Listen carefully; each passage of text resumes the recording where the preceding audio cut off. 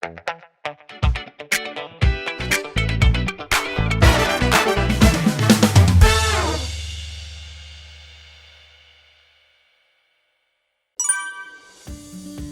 안녕하세요. 저는 소동물, 강아지, 고양이 이런 것들을 주로 진료하고 있는 진료 21년차 된 수의사 임대진이라고 합니다. 저는 어릴 때부터 동물을 좋아했습니다. 특히 고양이를 또 많이 좋아했고, 어릴 때부터 강아지를 키우고, 그러다 보니까 자연스럽게 접하는 시간이 많아지고, 그러다가 진로를 고민할 때 동물 진료에 대한 생각을 하다가 자연스럽게 수의과 대학에 진학하게 되었고, 그 이후로 쭉 진료를 보게 되었습니다. 수의사들이 현재는 졸업생 중에 한 70~80%가 소동물 임상으로 오고 있습니다. 하지만 10년 전까지만 해도 30~40% 정도가 소동물 임상이 왔고, 나머지 수의사가 필요한 분야가 상당히 많습니다. 첫째로는 공무원인데요. 우유도 수의사가 검사를 해서 합격을 해야 그거를 제품으로 만들어요. 제품으로 만들어서 아이스크림, 과자 이렇게 나가고, 그리고 수입되는 축산물 있잖아요. 수입된 축산물이 굉장히 방대하고 많습니다. 그 기관을 관리, 감독하고 총괄하는 게 수의사입니다. 그리고 제약업계라든가 의약업계, 약품업계 수의사들이 많이 진출해 있습니다. 왜 그러냐면은 사람들의 쓰는 약품이라든가 의료기술이 동물을 검사를 하고 실험을 하고 해서 인위 쪽으로 넘어와서 실험을 하기 때문에 수의사들이 그 분야에 굉장히 활약을 많이 하고 있어요.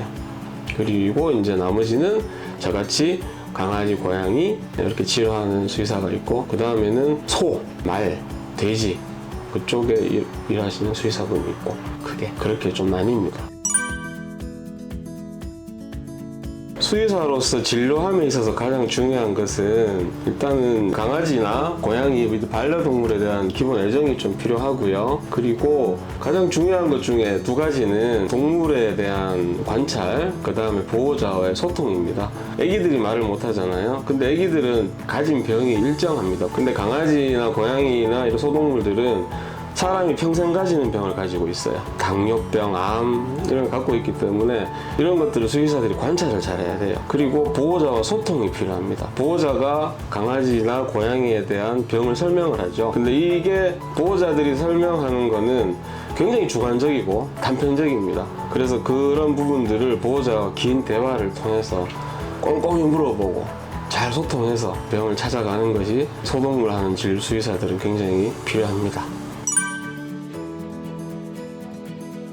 오랜 세월 하다 보니까 너무너무 많죠. 아주 많아서 일일이 다 꼽긴 어렵지만, 특히 기억나는 것은 너무 노쇠하셔서 걷지 못한 할아버지가 계셨어요. 집에서 2년 동안 못 걸으시고 계셨는데, 아드님이 유기견 한 마리 구출해 오셔서 할아버지 옆에서 같이 지내다 보니까 할아버지가 얘랑 같이 산책하고 싶은 욕구가 생기신 거예요. 그래서 할아버지가 거의 2년 가까이 화장실도 앉아서 보시는 분인데, 이 애랑 산책하고 싶은 마음이 생기면서 6개월 만에 드디어 걸으셨어요. 이분이 걸으시면서 강아지를 데리고 직접 병원에 오셔서 그 사연을 말할 때 굉장히 제가 깊은 울림을 느꼈고요. 최근에는 운전하다가 우리 꼬마 막내가 있어요. 얘가 길에 널브러져 있는 주먹만한 새끼 고양이를 발견하고, 아빠! 차 세워! 그래서 이제 걔를 구출했는데, 다행히 걔가 한 5일 치료받고 잘 살아서 저희 집에 열심히 뛰어다니고 있습니다. 무조건 예뻐서 입양하거나 구매하지 마시고요. 끝까지 책임진다는 마음이 되게 필요합니다.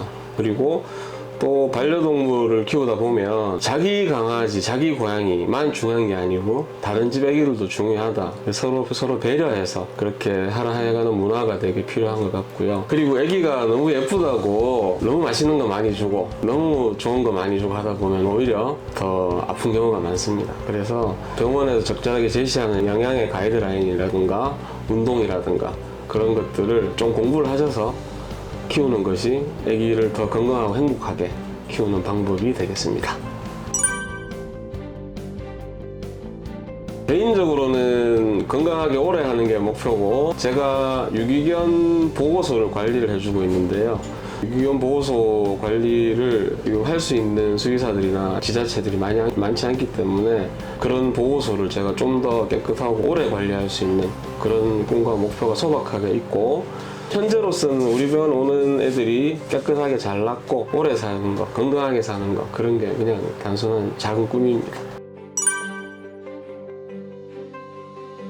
단순히 이 수의사라는 직업이 현 시대에서 각광받는 직업이고 동물이 예뻐서 관심을 가지고 하는 학생들이 수의사가 되려고 진학을 할 수 있겠지만 기본적으로는 동물에 대한 애정이 필요하다. 왜 그러냐면은 얘들은 치료를 할 때 가만히 있지 않아요.